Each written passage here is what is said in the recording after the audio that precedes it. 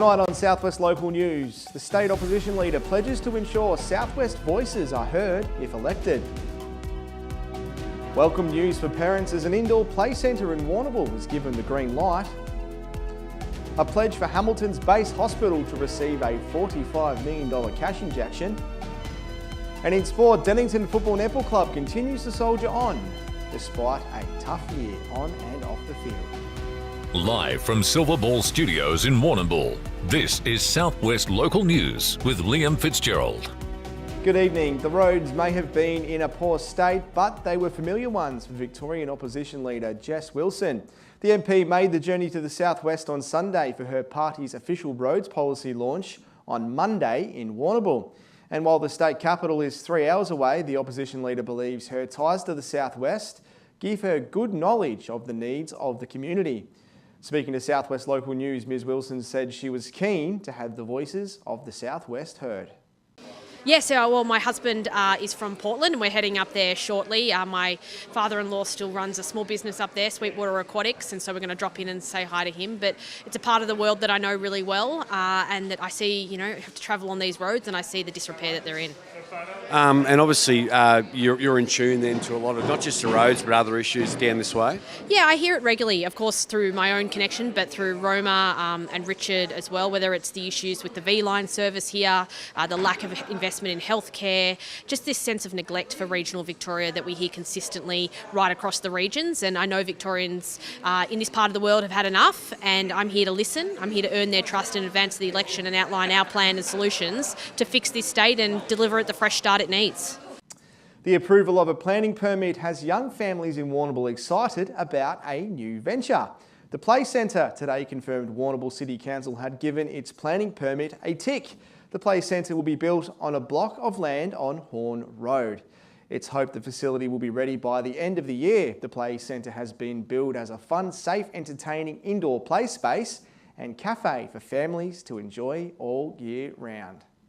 And a special shout out to Faye's Building Design for getting the contract. A good mate of mine, Sean Watson, doing great things. While Warrnambool's love affair with its pets has been recognised at council level, Warrnambool City Council has signed off on its domestic animal management plan for 2026 to 2029. Data included in the plan shows that there are 4,276 registered dogs and 1,596 registered cats within the municipality. The plan looks at issues such as pet owner behaviours to ensure pets are safe and orderly members of the community. A positive in this space is the reduction of dog attacks over the last 2 years. Speaking at this month's meeting, Councillor Debbie Arnott recalled that the last 12 months there has been 43 incidents recorded compared to 56 in the last 2 years prior.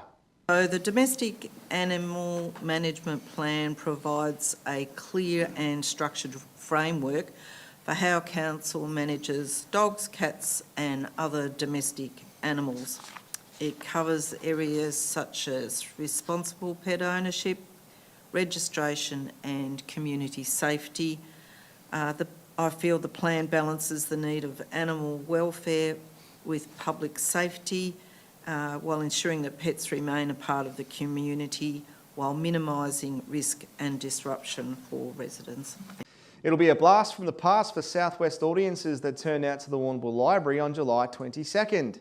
The occasion will be a performance of the show Underscore, a mix of storytelling, music and narration. It will feature writer Wayne Macaulay and musicians Sally Ford and the Idiomatics. But the most recognisable figure in the show will be Jane Clifton, a familiar face for those from the 1970s and 80s. Clifton shot to fame with her portrayal of the character Margot in the hit TV series Prisoner. She also sang with Jojo Zapp and had a solo hit, Girl on the Wall, in 1984. She has since become a published author and appeared in many stage shows. Over to Port Fairy, Murray Constructions Pty Ltd has been awarded the contracts for the design and construction of the Gibbs Street Bridge in Port Fairy. The Moyne Shire finalised the contracts this week. The new bridge will be a reinforced concrete structure designed to accommodate vehicles, pedestrians and cyclists, whilst also improving flood resilience. The existing timber bridge, built in the early 1900s, has reached the end of its serviceable life and is currently subject to load and speed restrictions. Independent assessments confirm that the replacement is the only viable long-term solution.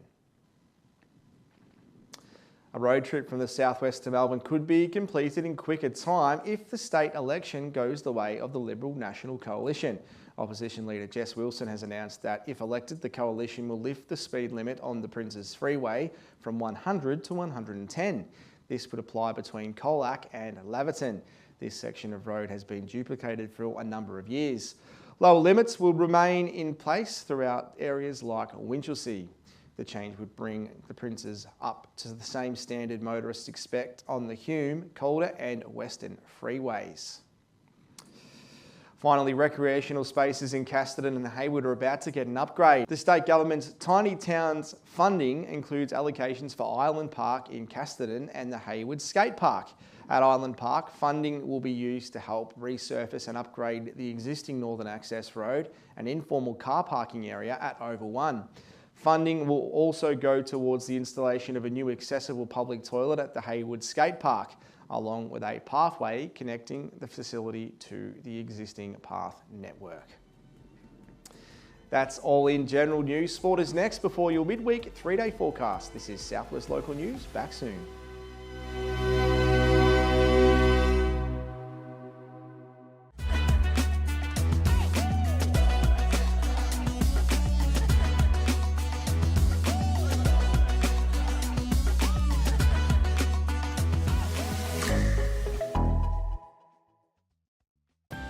We use the Ridley team, make a phone call, I guess high quality advice. We tend to have 6 weekly visits from the team where we do a full farm walk and herd health check. They check in on production and the feeding rate. It's something I don't have to worry too much about because I'm always comfortable that they will have it under control. The feed that comes out of Ridley's fully confident every day of the year that it's high quality grain or pellets. G'day, Jeff Cook here at the Tyre Factory Warrnambool. We're more than just tyres. Our team not only specialise in helping you with your tyre needs, but other mechanical needs as well. The Tyre Factory Warrnambool has all the leading brands of tyres, including Hankook, Maxxis and BFG. Plus we also offer a number of wheel packages and wheel alignments. Get in touch with us at the Tyre Factory Warrnambool for your mechanical needs. We are more than just tyres at the Tyre Factory Warrnambool, Raglan Parade. Hi, Ben Cunnington here. When it comes to looking after my property, there's one place I trust, Bell's Garden Centre. They stock ride-on mowers from Ferris, Ariens and Country Clipper, plus small power equipment from Victor, Super Swift, Echo, Shindaiwa and Greenworks. With over 60 years combined servicing experience, they'll keep your gear running right. And it's not just machinery. Bell's have everything for your garden, from giftware and pots to bird baths and concrete features. They even deliver anywhere across the southwest. So if you want the best for your yard, head to Bell's Garden Centre. They've got you covered. Tonight's sport is proudly brought to you by Nutrient Ag Solutions, Warrnambool and Timboon. Getting the most out of your farm. Contact the team today. Welcome back. Time to take a look at some local sports news now. Dennington Football Netball Club continues to soldier on with plenty of support coming its way. The club had a home game against Russells Creek on the weekend, and despite poor weather, there was a strong crowd. While the senior football team has gone into recess this season, the club is represented in all other grades of football and netball. Club President Anthony Dowd said the club is putting its best foot forward to ensure its future. So Sludge, how's it all going? Yeah, it's going. Look, it's pretty positive at the moment. It's we've had some really good numbers sort of through our junior sides, through the netball and junior footy and that. So yeah, and the Rezzies are still really sort of trying to put their best foot forward, and like no one's thrown the towel in each week. They go out, they come in, they train during the week. So yeah, everything's pretty positive at the moment. So. And it's a hive of activity here. There's a lot of volunteers, raffle tickets, canteen, stuff like that. Yeah, it is. And look, it's surprising. We've just signed up some more gold sponsors to the club, which is great, and it's good support from them sort of people and companies, and look, we really appreciate it. And it's always probably the biggest things that you got to really look after is your sponsors. So we're having a big push this year, and and that'll lead us into next season. And the aim next year is stay the same, an all-team year next year. Yeah, we're going to be. We're trying to sort of doing a bit of work behind the lines at the moment, and looking at a few things, and trying to speak to a few players. I know it's hard. We're still in season, but it seems to be every year as the year goes on, or the years go on, recruiting seems to start earlier into the season. So and June, it's just great to see even the real young kids out here today having a kick. Yeah, look, we've got from our under 11s. I think we've got 18 under 11s. I think we've got about 24 in the under 13s. Under 16s got really strong numbers as well. Under 11 netball's got good numbers. Under 13s, under 15s, under 17s. So and it's probably the only thing is just a shame that at the moment we've got the senior boys have sort of been put into recess. But look, we're fighting really hard to get that team back up and running. Star Koroit netballer Shelby O'Sullivan is carrying a heavy workload. The dynamic O'Sullivan was a key player in the Saints' win over Warrnambool on Saturday. She spent time in the centre against the Blues as well as her more familiar wing attack position. O'Sullivan has played 9 of the possible 12 games for the Saints this season.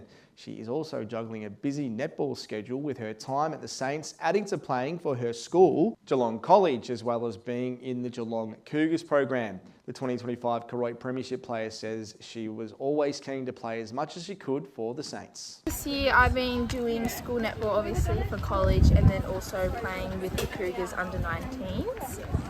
And then obviously still travelling back home to play on weekends with Koroit. So you'll be back each weekend for Koroit? Yeah, most games, unless it's in Melbourne or so, I try and get back down as much as I can. And how's the under-19s down there going? Pretty good competition? No, pretty good. At the moment we've got the grand final next week in Melbourne against Emily Lightning, so it should be pretty exciting. Well done, Shelby. Keep up the great work. Warrnambool's rise as one of the teams to beat in Hampden football is now in small part to Ben Cunnington. The former North Melbourne star missed all of last season and the first chunk of this year with injury, but since his comeback, Cunnington has kicked 13 goals in 4 games, including 5 against Koroit on Saturday. After losing their first 3 games, the Blues have won 8 of their last 9 to charge into contention. Continued fitness of Cunnington will be a major factor in how far the Blues can go. In District League football, South Rovers playing coach Jaden Watson has signed on to lead the club again next season. Watson is shaping up as an important factor in South Rovers' push for Warrnambool and District Football Netball League finals. Just 2 games separate 4th to 7th on the ladder, with Rovers in the middle of that cluster in 6th spot. Rovers have lost their last 4 games, with Watson having been injured in one of those and missing another. In the first 7 games, a fit Watson kicked 26 goals, highlighting his importance to the team. Watson and his team have a tough fortnight ahead, playing Allansford and Naranda. Finally, Warrnambool Golf Club is on the lookout for a new GM following the resignation of Mark Timms. Timms will officially finish in the role on August 7th. The club has thanked Mr. Timms for his work since taking on the role 22 months ago. During his time, Warrnambool was named the most outstanding club at the Victorian Golf Industry Awards. He's a great man. All the best, Timsy. We've got a bit of everything coming our way weather-wise over the next 72 hours. I'll have the full 3-day forecast after the break.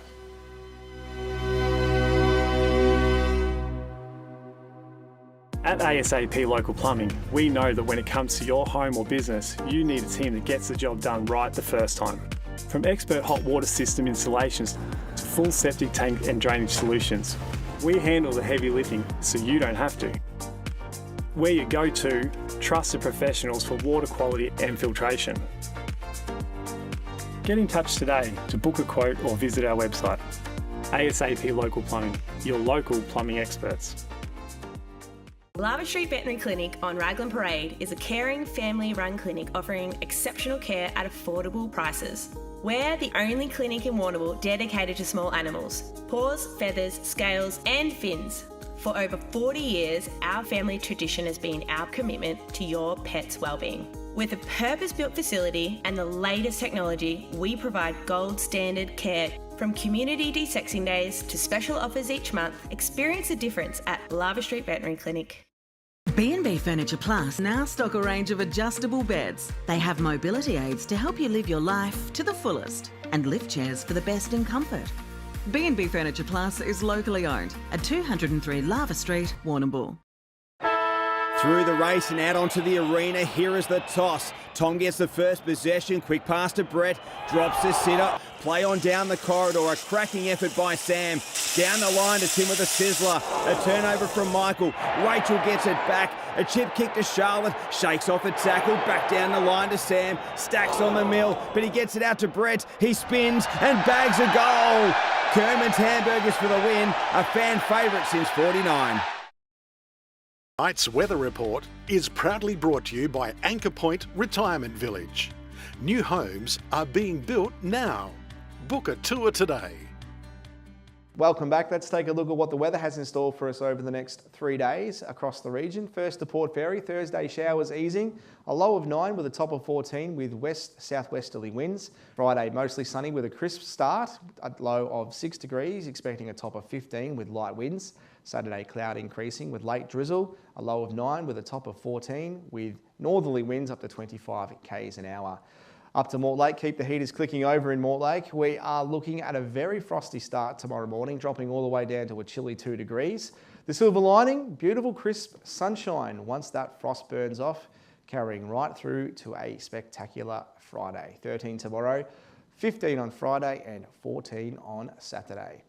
Across to the Colac-Camperdown region, Colac will catch the tail end of this current damp system tomorrow, so keep the brolly handy for the afternoon. It clears up beautifully on Friday with a top of 15 before those northerlies start blowing ahead of our next system on late Saturday. Down on the coast, a strong wind warning active tomorrow with westerly gusts of up to 55 k's an hour. Back to Warrnambool, and Warrnambool is actually dodging the worst of the damp conditions affecting the rest of the region. Tomorrow morning you might catch a very light rogue shower early on, but it clears out beautifully for a mostly sunny top of 15 degrees. Friday brings a cooler morning down to 6 degrees with some passing cloud, but if you want the absolute pick of the weekend, Saturday is looking fantastic. We'll be getting a top of 15 degrees with plenty of sunshine.